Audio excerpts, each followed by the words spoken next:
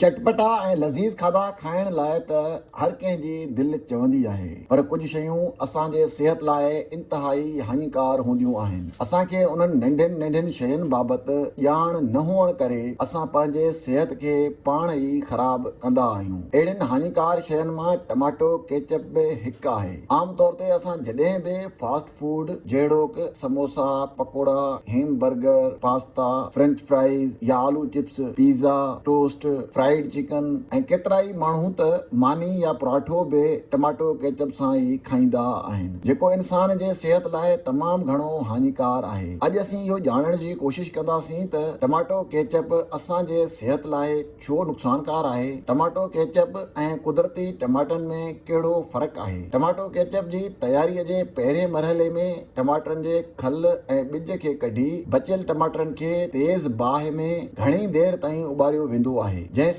Ketchup मां टमाटर जा कुदरती जुज़ा मुकमिल तौर ते ख़तम थी वेंदा आहिनि। उन्ही खां पोइ टमाटर जो फ़क़ति नालो रहंदो आहे, बाक़ी केचप बचंदो आहे, जंहिंमें हिकु ख़तरनाक कीमियाई मादो प्रिज़र्वेटिव वजूद वठंदो आहे। प्रिज़र्वेटिव उहो कीमियाई मादो आहे जेको खाधे जे शयुनि, मशरूबात, दवा साज़ी, कॉस्मेटिक जे सामान, काठ ऐं ॿियनि केतिरनि ई अहिड़ियुनि शयुनि में इस्तेमालु कयो वेंदो आहे जेको माइक्रोबेल जे वाध या मुख़्तलिफ़ कीमियाई जुज़ा मिलाइण जे करे कंहिं शइ जे सड़ी ख़राब थियण खां बचाव लाइ इस्तेमालु कयो वेंदो आहे, जंहिंजो गैर मुतवाज़न इस्तेमालु इंसानी सिहत लाइ तमामु घणो नुक़सानकार आहे। उन्ही खां सवाइ टमाटो केचप में वॾे मिक़दार में फ्रक्टोज़ खंड, लूण ऐं ज़ाइके लाइ इस्तेमालु थींदड़ अंसर कॉर्न सिरप इस्तेमालु कयो वेंदो आहे, जंहिंसां शुगर, हाई ब्लड प्रेशर ऐं दिलि जूं बीमारियूं पैदा थींदियूं आहिनि। जेतोणीकि असीं सम्झंदा आहियूं त टमाटो केचप